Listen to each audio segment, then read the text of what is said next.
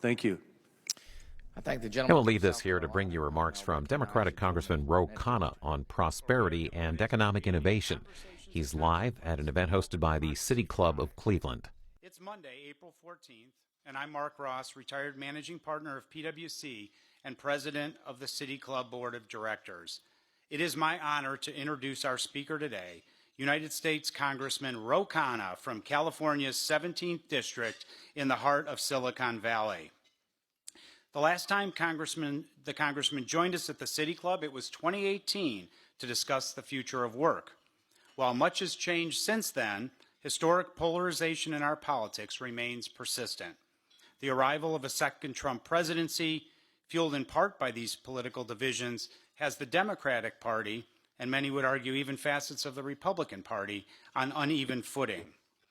In a New York Times op-ed published in February, Congressman Khanna stated, quote, "Either the country will continue to succumb to burn-it-all-down political nihilism and disillusionment, or Democrats can use this moment of crisis to reframe the terms of the debate."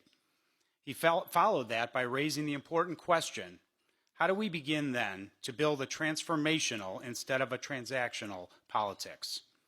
Today we are here to better understand Congressman Khanna's perspective on these topics, tariffs, and the economy, all of which underpin a vision for America that the Congressman calls a new economic patriotism. Congressman Khanna is currently in his fourth term as the representative for California's 17th Congressional District. He serves on the House Armed Services Committee as ranking member of the Subcommittee on Cyber, Innovative Technologies, and Information Systems. As a leading progressive in the House, the Congressman is working to restore American manufacturing and technology leadership, improve the lives of working people, and advance U.S. leadership on climate, human rights, and diplomacy around the world. We have a lot of ground to cover today and several important questions. In this pivotal moment, will America continue down a path of political division? Or will we unite around a shared patriotic vision of economic prosperity? And if so, how? If you have a question for our speaker, you can text it to 330-541-5794, and the City Club staff will try to work it into the Q&A portion of the program. Now, members and friends of the City Club of Cleveland, please join me in welcoming back Congressman Khanna. Thank you. Thank you, Mark. Thank you for your leadership and putting the questions before us so well. It's great to be back here in Cleveland, the place my wife, Ritu, was born and raised.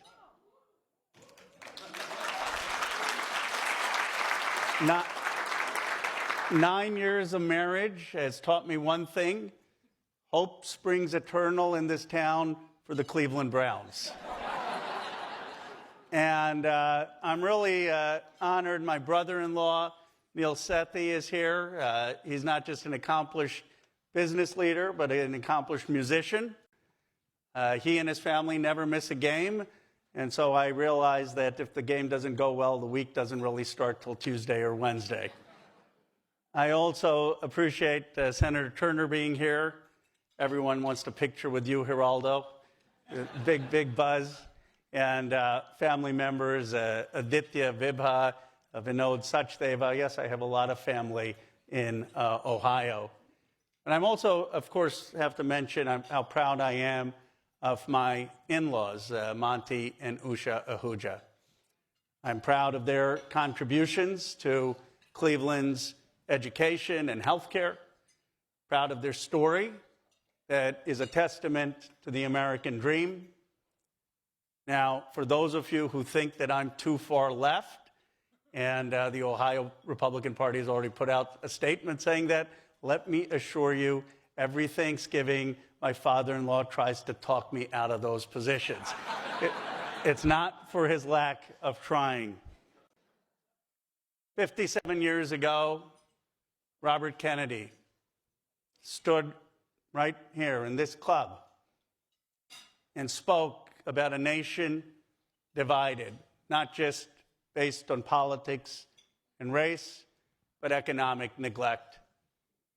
He said then, when you teach that those who differ from you threaten your freedom, threaten your job, threaten your home, threaten your family, then you also learn to confront others not as citizens, but as enemies.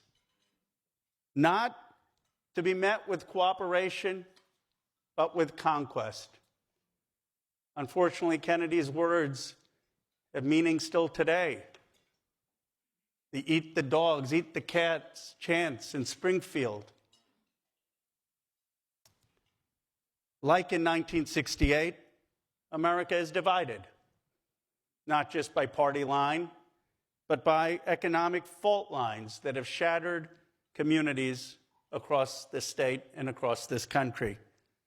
Look, on one side, you have thriving financial and technology hubs, places like where I represent, Silicon Valley. And we're winning on technology, way ahead of Japan, ahead of Europe, even ahead of China. My district has $12 trillion of value. At least it used to, depending on the stock market these days. But it does, with Apple, Google, Tesla, NVIDIA, all in the same district. Many young people think that their future is limitless. But there's a different side, a broken side to the American story.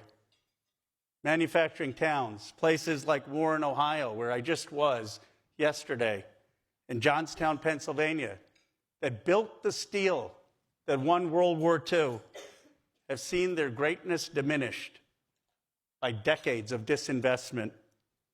The promise of prosperity, once woven into the very fabric of American life, now feels like a distant memory for too many.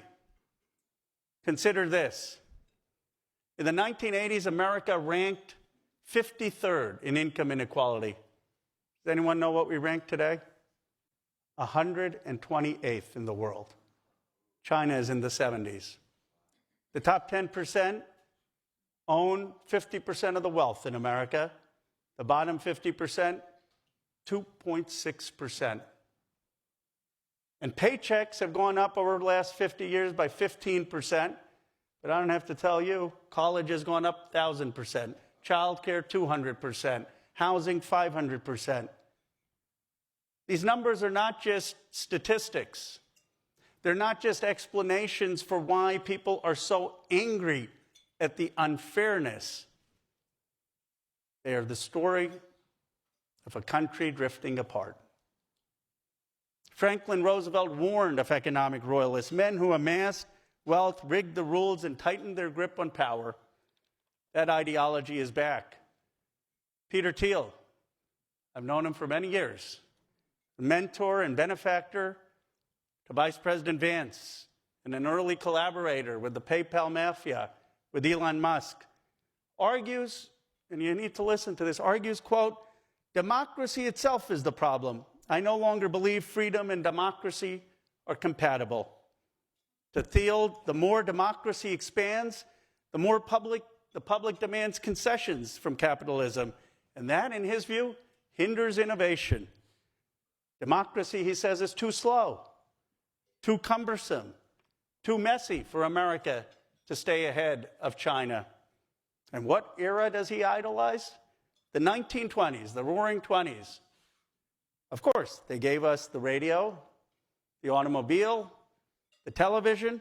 The time he says America was truly optimistic. I guess the question I want to ask him is, does he realize how that decade ends? Perhaps he forgot the Great Depression, the rise of Hoovervilles and breadlines. It happened because Andrew Mellon, the Elon Musk of his generation, was the Treasury Secretary. And he convinced President Hoover to slash government, seeing it as an obstacle to the ambition of great enterprising men. Government itself was the problem, said Mellon. He was convinced prosperity would trickle down. Sound familiar? That the strong would lift the weak. Mellon and Thiel see democracy itself as a burden, believe workers should follow the dictates of a visionary elite that government should make room for an aristocracy of talent that can lead the way. Of course, they happen to be the aristocracy of talent. This subversive narrative is as old as the Republic itself. The railroad tycoons peddled it in the 19th century as they strangled competition. Corporate executives repackaged it in the 1990s as they outsourced jobs overseas, preaching the gospel of comparative advantage and promising prosperity for all. Trust us, they said, and too many Americans did, only to be left with a trail of economic ruin and a distrust of expertise. I saw this yesterday firsthand in Warren, Ohio, where Darrell Parker talked about the RG steel mill that closed. Think about it, he's still talking about it 15 years later.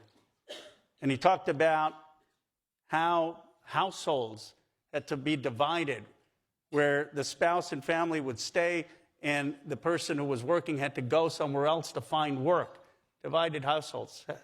He talked about lives lost to suicide and depression. Lives lost not to war or crime, but to financial despair. And I heard that story when I was in Milwaukee. Quentin, who was working in Masterlock, shut down in 2022. Still the impact of NAFTA. And here's what Quentin said that struck me. He said that his uncle, back in the 1960s, had more economic opportunity than his kids will have today. Think about that. He's saying that an African-American man in Milwaukee in the Jim Crow era will have more economic hope than black youth there today. And when I was in Anderson, Fred Davis showed me a binder. 40 plant closings, Congressman. Can you please see this binder? Every one a story of the heart ripped out of a community. Trump and J.D. Vance railed against this broken system. And people heard them. They were angry. They spoke about the hole in the hull of our economic ship. 90,000 factories closed over the last 25 years. But they offer no hopeful vision, no real solutions for the future. The scriptures teach us where there is no vision, the people perish. Vance and Trump stubbornly cling to 19th century dogma in a 21st century world. No matter how much you want to conquer Greenland or Panama or build a high fortress with tariffs, you simply can't have James Polk's expansionism and William McKinley's protectionism and expect to win in the 21st century.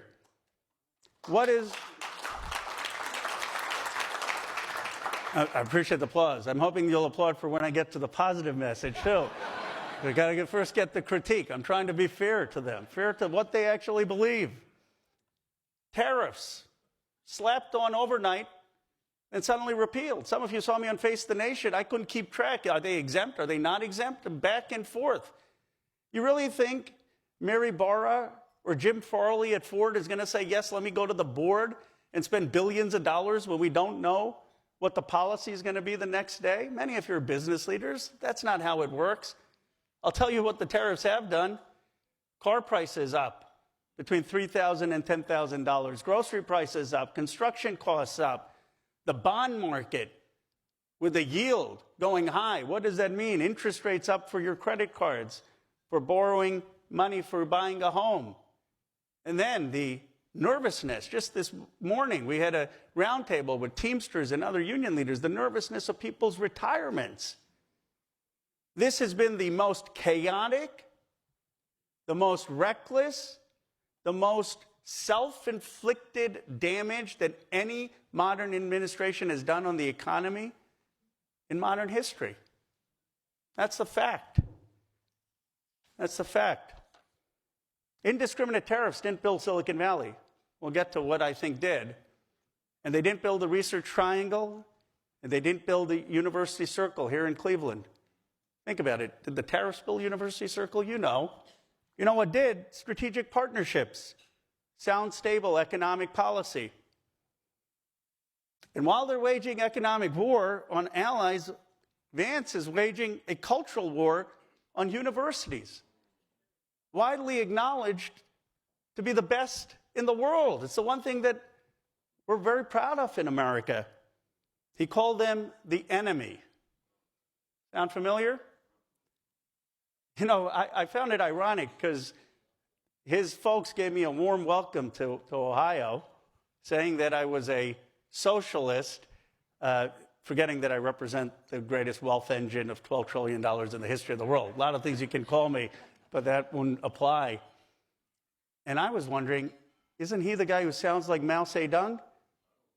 Because they tried this, calling universities the enemy in China in the Cultural Revolution and purging intellectuals. And you know what happened? China stagnated for a decade.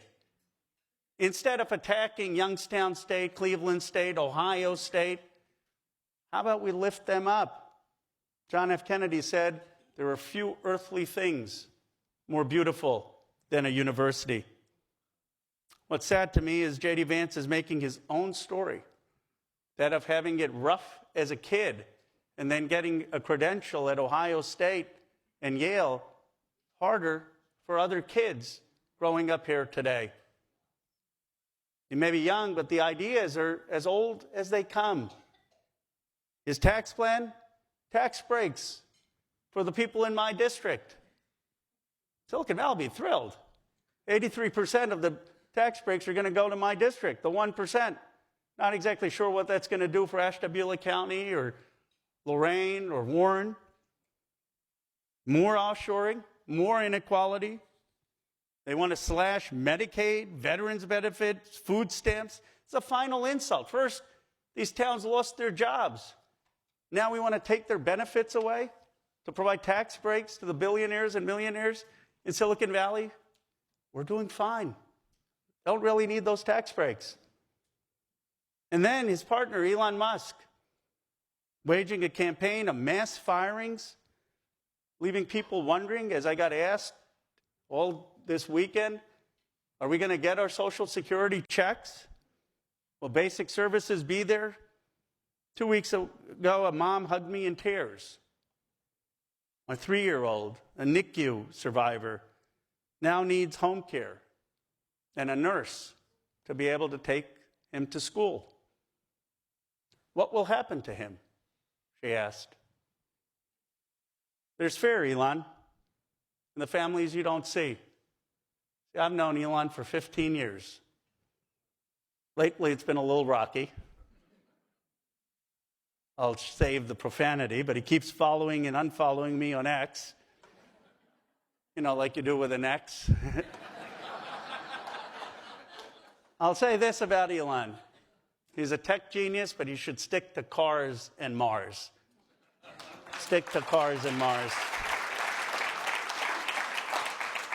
Vance and Musk want to completely get government out of the way to usher in a new Gilded Age so that corporate elites, particularly tech titans, can take the wheel. I say it's time to turn the tables. It's time to put Silicon Valley in service of America, not America in the service of Silicon Valley. That's why today I'm calling for a new economic patriotism. What we need in this country is a new economic patriotism, not a second Gilded Age. It's about giving citizens the power to shape their economic future. It's not as simply a call for new legislation, though new legislation we will need, or a call for new business investment, though no new private investment we will need. It's a national mission, a rallying cry for all of us, all Americans, to build the economic independence and security together in every part of America. We will only heal the soul of America if we rebuild America. Our economic body must be strong for our national spirit to thrive. It's time for a Marshall Plan for America. If we could do it for Europe, why can't we do it for Lorraine? We need a mobilization across party, across geography, of the kind this country hasn't seen, to rebuild in every congressional district in America. It means fusing Silicon Valley's ingenuity with Ohio's industrial might, integrating the AI and robotics into manufacturing to drive productivity. Let's have silicon and steel, chips and ships, software and hardware to bridge the coasts and the heartland and have a new economic era in this country. Maybe the common work of rebuilding our economy can renew the bonds of citizenship that Robert Kennedy talked about at this club, perhaps giving us new purpose beyond ourselves and the screens that keep us apart.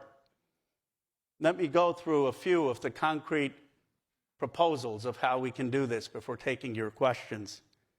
We need a White House Economic Development Council that will focus on economic growth in every region. Think about what it would mean for Jefferson or Warren if we put just one factory, modern factory there, a new steel plant, a new aluminum plant, one of them there with 1,000 jobs.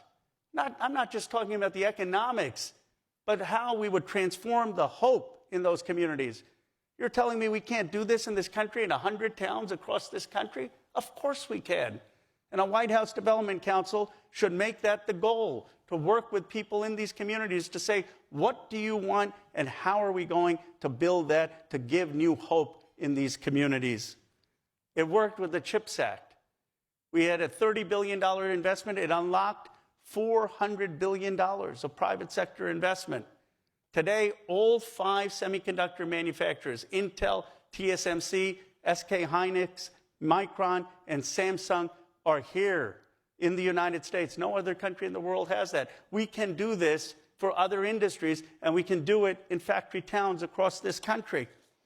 The goal, national security and local revival. We should have modern empowerment zones, so it's not just manufacturing, but allowing businesses that hire locally to get tax-free loans and tax incentives to hire. You know, Cleveland had one of these empowerment zones in the 1990s, and it worked. It boosts wages by 15% and boosts jobs by 15%. If it could work in Cleveland, and Turner's nodding, it must be saying something right. If it could work in Cleveland, it can work in factory towns and rural communities across Ohio and across this country. And look, we must say, if you build it here, we'll buy it. That's how Silicon Valley was built. So NASA said we need to go to the moon. Intel and Fairchild said, we'll build the semiconductors. NASA said, we'll buy it. It's not just this myth of 2 founders in the garage. That happens. But it was our Defense Department that funded it. It was DARPA that funded it. It was government that bought the products that were built. That's what we need for the Intel factories to be succeeding in Columbus. The policy isn't enough. We're going to need execution. You know, we passed a $40 billion broadband bill, and not one home is connected yet. That's because we need expediting on the permitting. And we need to make sure that the internet service providers don't have a veto on where you can build. Literally, the internet service providers were able to delay the process because they had a 14-step process before someone could build and connect homes. So the money is there, but not one home is connected. You know, instead of business leaders undermining government, we need FDR's $1 a year men and women to help get things done. Instead of dismantling state capacity, we must rebuild competent government and honor the independent service, civil service, instead of just having political hacks and cronies in our government. We settled this in 1883 in the Pendleton Act that Trump and Vance want to repeal. Of course, we need to invest in our workforce. 100,000 new plumbers, electricians, new home care aides, new lab technicians. Every person who wants to should have a skilled trade by the time they're done high school. You know, when I was going to high school, you used to have vocational education. Of course, if people want to go to college, great. But if they want to have a skilled trade, they should also have that opportunity. And let's have 100,000 new digital trades in digital marketing, in data management, in learning how to apply AI. That's why I'm working with OpenAI in my district to set up tech academies in places like Johnstown, Pennsylvania, and across the Midwest. It's why I'm working with tech companies to establish a TechWise program, partnerships with universities, colleges, community colleges, and historically black universities that provide a $5,000 scholarship for kids, 18-month credential. They end up with up to a six-figure job. And guess what? They don't have to leave. I know the problem here. People leaving Youngstown, leaving different towns. You can now do those jobs staying in the community and building economic prosperity. Tariffs aren't going to do that. We've got to figure out how we're going to build economic opportunity in these communities for new technology. Now, economic patriotism also does not mean isolationism. You know, I have a pretty simple view. If we want people to buy our stuff, they need to like us. I mean, you know, usually people don't buy your stuff if they don't like you. We will also build more by working with other nations. Great production comes from great alliances. And it comes from great universities. Through a 100 university initiative. We should have the 100 Factory Town Initiative, 100 University Initiative. Let's invest $100 billion in research and development at leading universities. Think about what that would mean if we did that in Ohio. That's how Silicon Valley was built, with Stanford and Berkeley that propelled Silicon Valley. Why can't we do that in every region in this country with our great universities? Of course we can. It would spawn both manufacturing and services jobs in science, in healthcare. Look, rebuilding manufacturing and the economy also means investing in our greatest asset. Anyone have a guess what that is? Our people. Our people. That's what makes me a Democrat. Our people. Why do manufacturers have to pay $25,000 to pay for people's health care? I mean, how are we going to compete when you're looking at a CEO? They've got to pay $25,000 just to hire someone for health care. And you know what? The thing is that the skyrocketing healthcare costs have meant that the wages have stayed flat. Paychecks have stayed flat because the money goes into the healthcare. We spend twice as much as the next leading country in healthcare, and yet we have the worst statistics when it comes to infant and maternal mortality. Of course, worse for black women, but worse just in general. When it comes to diabetes, when it comes to health care. I mean, I don't understand how we keep doing this. We spend the most and we get the worst outcomes. It's time to have Medicare. That means Medicare for all, to lower costs, ensure every doctor is in network, and reduce out-of-pocket expenses for families and businesses alike. And let's talk about it, because the efficiency thing is in vogue. Let's talk about efficiency. Medicare has 2% administrative costs and less fraud than private insurance.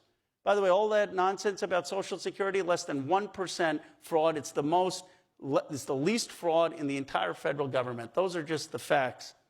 And if we want people to rebuild our communities, how about having child care in this country? You know when we had child care? You know when we had universal child care? World War II. You know why? Because it's the women who built America's industry. That's just the fact. The men were, we can clap for that. Men were fighting the wars, and the women, Rosie the Riveter, were in the factories, and suddenly the men who were in charge at the time were like, oh, who's going to look after the kids? I guess we have to build war nurseries. We built 3,000 war nurseries. We had universal child care. The reason we got rid of it back then was not because it cost too much, but there were some men back then, the unenlightened ones, who wanted women back in the kitchen. That's why it ended. California was the last state that kept the war nurseries. If we could have universal child care in the 1940s, we can have $10 of child care, $10 a day child care with workers paying $20 an hour today. We can do that today. 2 more points. You know what the highest return on investment is? It's not AI. It's in our children. James Henkman showed this, University of Chicago, Nobel laureate. It pays for itself. I don't have time to go into all the details, but let me give you one example. In the 1950s, America had 80% of our kids in high school. Great Britain, France, Germany, they had 20 to 30%. High school was for the elites in Europe. America said it's for everyone. That's why our economy soared. That's how America became the greatest economic engine to the world. Today, we're competing with over 1 billion people in China. I don't understand how every single person isn't for investing in education since a child is born in America and telling them to get as much education as they can. That's the biggest investment we can make in this country. How do we pay for all of this? How about asking billionaires in my district to pay more? You know, they shouldn't have a lower tax rate than the teachers or nurses or professors here. And I've never really understood this, and maybe one of you in the question and answers will explain it to me. I don't understand when the guy who represents more billionaires than any person in the world is saying tax them more, how this is a hard vote for the other 434 members of Congress. If we were to get rid of the tax giveaways for the billionaires and the very rich, and at the same rates that we had in the 1990s, a time of high economic growth in this country, we would raise $5 trillion just by doing that, to be able to fund health care, education, child care for our people. I'm tired of big money and super PACs that are distorting, getting common sense policy. It's why I have not ever taken a dime from PACs or lobbyists and have called for eliminating all super PACs from our politics. Look, let me end with this. At a time we're producing unprecedented wealth, we can afford to provide every American what this country gave me: a good education, quality health care, and a community that cares about your well-being. You see, I want the America that inspired my parents to come here. My grandfather spent 4 years in jail alongside Gandhi, fighting for India's independence movement. My father came here in the 1960s for an education. I won't mention the state, Michigan. And my mother followed soon after. My in-laws probably were wiser. They came around the same time to study at Ohio State. That was when America, despite the divisions, was the place to be. John F. Kennedy said, we're going to go to the moon, and we did. We led the world in innovation, in industry, in technology. We were the hope for people's dreams in every place of the world. I was born in Philadelphia in 1976, our bicentenary.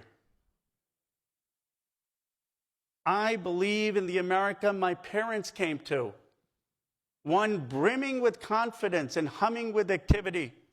If we embrace a new economic patriotism, we can rebuild that America and go beyond, answering Frederick Douglass's call for a composite nation. A nation where the grandson of an Indian freedom fighter can serve in the United States Congress with the grandchildren of those who scaled the cliffs of Normandy. A nation where people of every race, every religion, every continent can spark the most productive time in our country's history. A nation where we will prove to the world that a strong multiracial democracy, which has never existed in human history, will unlock the genius of ordinary people and drive the greatest advances that civilization has seen. My friends, family in Cleveland, let us be worthy of the sacrifices of those who came before. Let us meet the moment. Let us build the most vibrant, dynamic nation the world has ever seen. Thank you very much.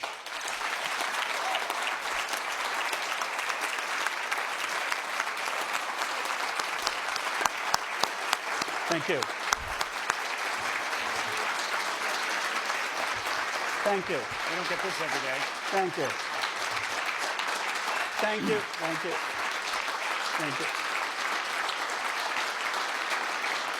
Thank you. We'll do it together. All right. Let's get the questions. Thank you, everyone.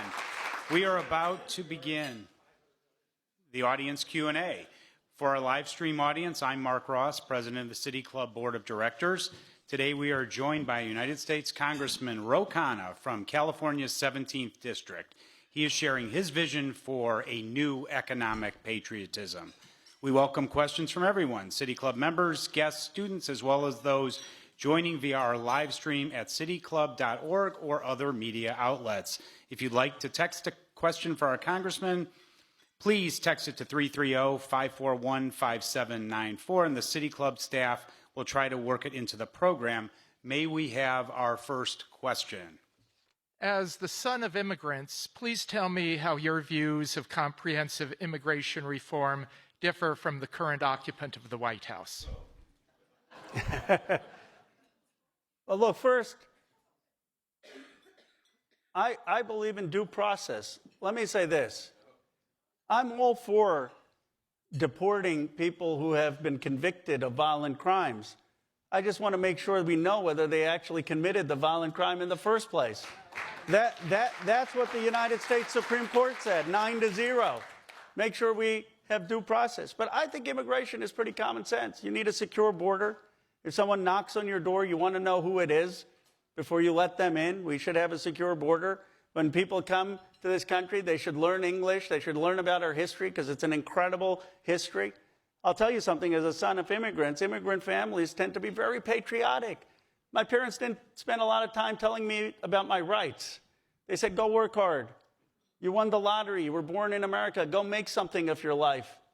And I think that that is the spirit that most Americans believe in. Common sense, a secure border, a fair process, due process, and a recognition that immigrants enrich the United States of America.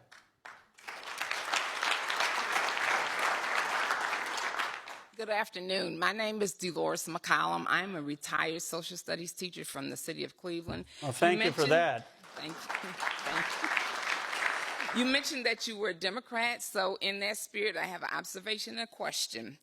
The Democratic Party for years has taken for granted its base, been tongue-tied on messaging, and devoid of meaningful and creative strategies. What suggestions do you have to bring your party into the third decade of the 21st century? Well, Dolores, I appreciate your raising that question. And as a history teacher, you know that Trump stole so much of our themes. We are the party for making things in America. That was FDR. That was John F. Kennedy.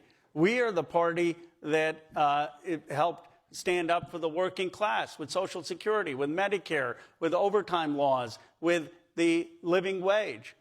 What do we need to do? I believe the contrast should be very simple. The contrast should be that they have a 19th century view about how to build economic success in these communities. And they will have had almost 8 years. I mean, they had 4. They're going to have, unfortunately, these 4 more. Where are the new factories? Where are the new economic activity? What are they actually doing in people's lives? We have to say we understand the future. People don't want to be lied to. They don't want to be told, okay, we can bring every single thing back in the United States. It's just not true. They want a concrete plan.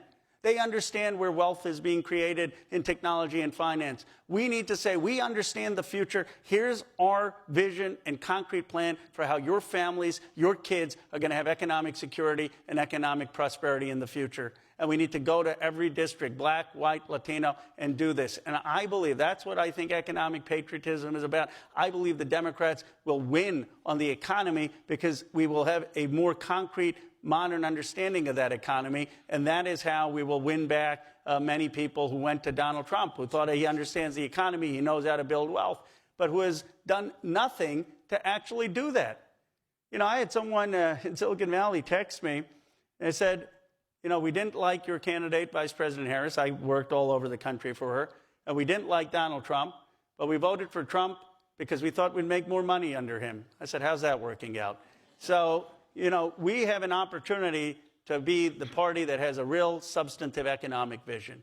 And I think that that is going to win back the trust of people who have who we've lost. Thank you.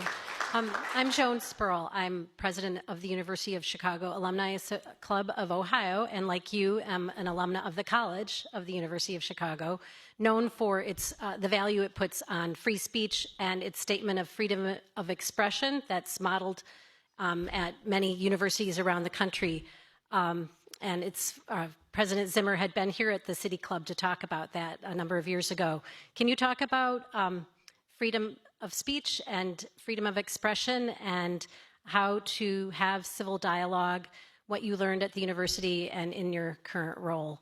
Thank you. Well, I appreciate the question. I'm going actually to Yale tomorrow, where JD and I both went to law school, to talk about freedom of speech. Because he's been lecturing Europe about freedom of speech while sitting silently while students are snatched off campus and deported without due process. The reality is, you mentioned University of Chicago. President Hutchins, back in the 1930s at the University of Chicago, stood up to the donors and the business class that wanted him to compromise on academic freedom. And he said, no, what's more important is standing up for freedom of speech.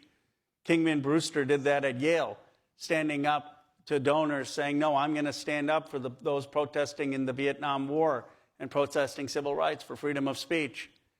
And you have had President Bryant at Harvard do the same thing. I think right now the universities need to find some courage. Our law firms need to find some courage.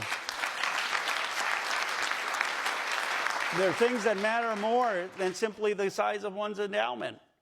We need presidents to be banding together and standing up for free expression. That is the heart of American democracy. There's a reason it's the First Amendment. And I certainly will continue to speak out very strongly for the First Amendment rights, even of people who I strongly disagree with. And I have done that throughout my career.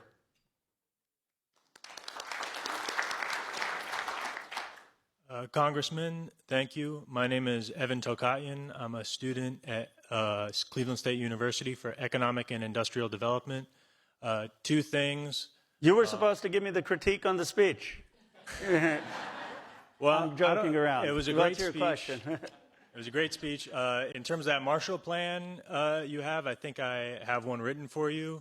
Great. And for the White House Economic Development Council chair, I'd like to submit my application. But my question is, with the Biden infrastructure bill and the CHIPS bill, so much of it was wrapped up in red tape and NIMBYism. What is your view on the abundance movement and kind of the discussions around that on the left?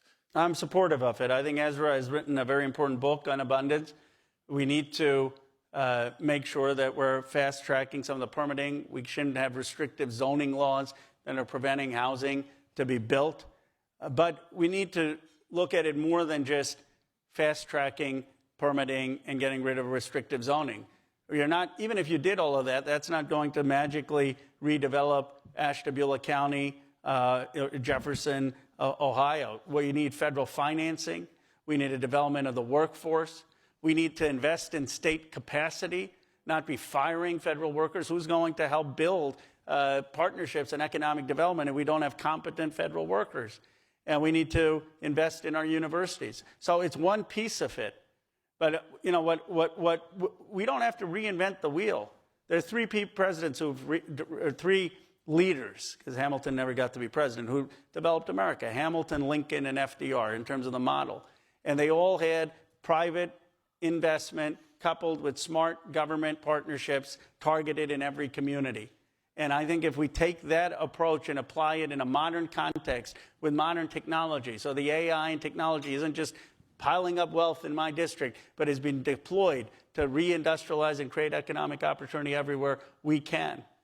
And that, to me, that work is going to help bridge some of the divides in this country.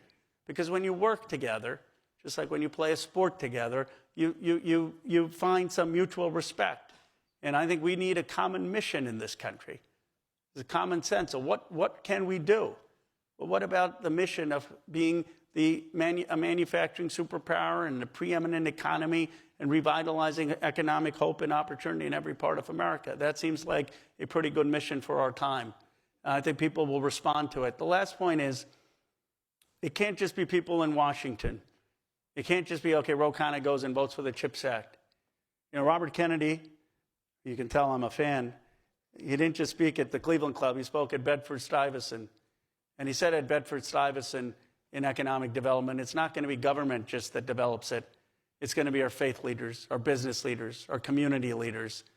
It's going to be all of us. I want the Democratic Party to invite and inspire civic activism for all of us to join in rebuilding this nation. I'll tell you what defeats anger in this country and always does: inspiration. And if we inspire the American public with a common mission, we will overcome the propaganda and the anger and the falseness of what Trump and Vance are selling. People are angry. That's why they're looking for alternatives. We need to inspire them with a real one.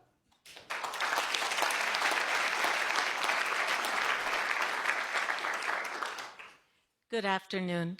My name is Anju Kapoor. My question is, with the judiciary left toothless, the corruption in the executive branch and much of the legislature, how the fear is that we might be headed for martial law. What can be done to prevent this country from heading in that direction? Well, you're doing it. You're showing up. The biggest thing we need in this country is for more citizens to be showing up. We had 5 million people out last weekend. There are studies that show if 3% of a country's population mobilize, that's the biggest check on authoritarianism in any nation. I've been going to red districts and town halls. 1,000 people showing up in rural California. We had Robin help plan this in Jefferson, Ohio. I said, Robin, get 10, 12 people together. About last week, he texted me, 100 people are showing up. I said, in Jefferson, Ohio, 100 people? People are showing up. And that kind of organization and mobilization may infuse some courage in the spine of some of these moderate Republicans who are otherwise going to lose their seats. But beyond that, we need to be bold in speaking up. We can't just say, okay, let's just talk about Medicaid cuts and the price of eggs, and if people are being deported without due process, let's stay silent. If people are having their rights violated, let's be silent. We need to all speak up, to find that courage to speak up. And the good news is there are two places where we're having an impact. The Supreme Court, 9-0. 9-0 said Abrego has legal rights in this country.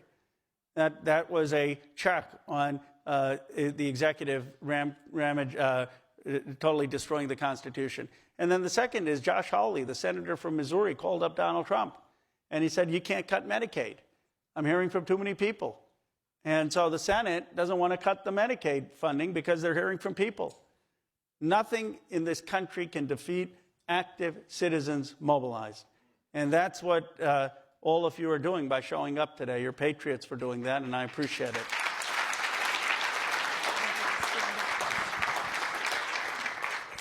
Who's this guy? Delighted to welcome you back to Cleveland, Congressman. You mentioned Abreu, the Salvadoran man wrongfully deported and now imprisoned in El Salvador.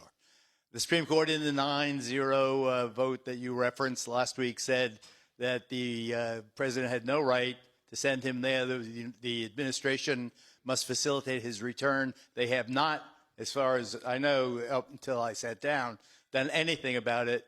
What if they do not? What if they defy the 9-0 Supreme Court? Will that be a constitutional crisis in your view? Yes, it's a constitutional crisis, and I think that's why the Supreme Court was so careful in how they worded it, because they said, the judge needs to tell them exactly what to do, and they're trying to find some latitude so that it doesn't head to an exact constitutional crisis. But I think that is the danger. Look, you've put your finger on it. J.D. Vance has said if the court rules, the president should tell the court, you've made your ruling, now try to enforce it.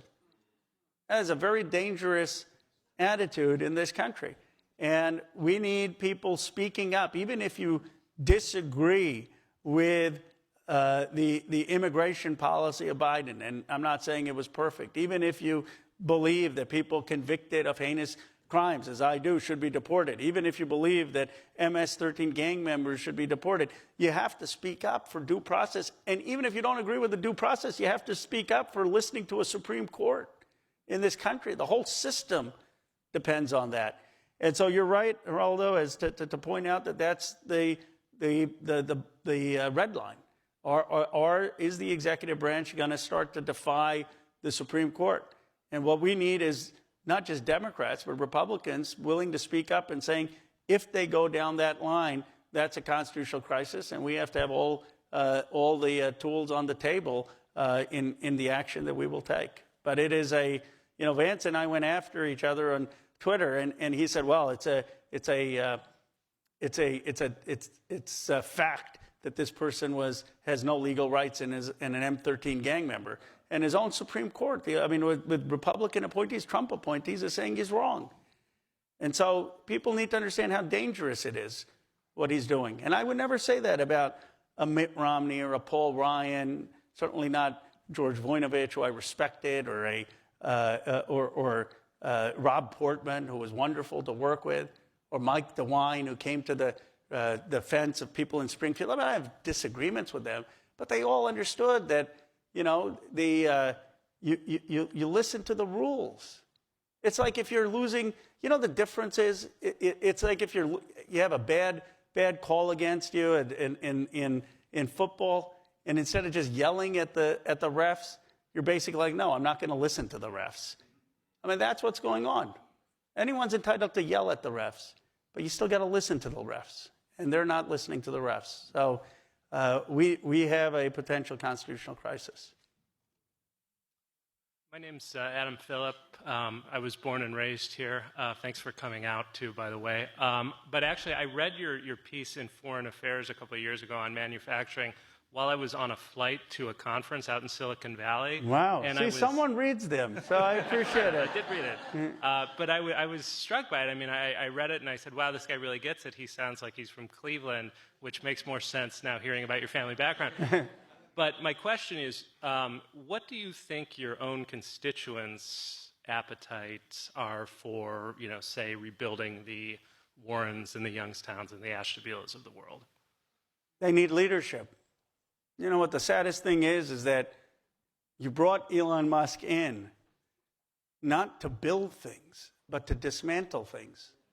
Imagine if a president had said to some of these technology and finance and business leaders, show up in Lorraine. They'd show up. Show up in Warren. Tell me what you're going to do. I'm doing it on a small scale as a congressperson, getting people in OpenAI to open up an academy, getting technology folks to open up technology certificates, because you're going to need a diverse economy. Of course, you're going to need advanced manufacturing, but you're also going to need technology and services. I believe that we need people in Silicon Valley. They're not going to do it on their own. They're going to, of course, need the proper laws and incentives and regulations. But the biggest thing they're going to need is leadership. This country is desperate for leadership, for people who are going to help mobilize the resources we have. You don't even have to disparage them. Just say, we want you to build it across America what you're building in Silicon Valley. And I believe people will respond to leadership in this country. And that's how I think we start to rebuild America across different geographies.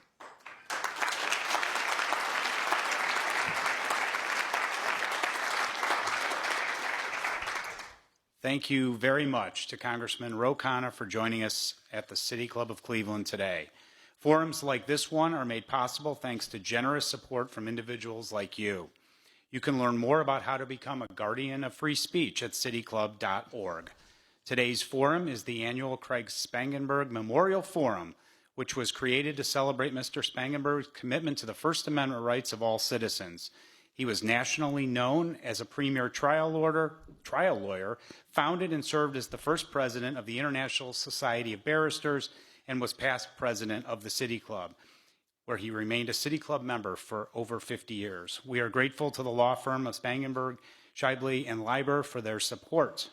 The City Club would also like to welcome guests at the table hosted by Geraldo and Erica Rivera. Be sure to join the City Club on Friday, June 6th at the Mimi, Ohio Theater right here in Playhouse Square. We will host the Right Honorable Dame Jacinda Ardern, the 40th Prime Minister of New Zealand. She will be reflecting on the struggles, triumphs, and experiences that shaped her leadership style in her new memoir, A Different Kind of Power. Tickets are available for this and other forums at cityclub.org. And that brings us to the end of today's forum. Thank you once again to Congressman Khanna. I'm Mark Ross, and this forum is now adjourned. Thank you. Thank you. That was great. Appreciate it. Hey, thank you. Thank you. You've been watching live coverage. We return now to our scheduled program. We join it in progress.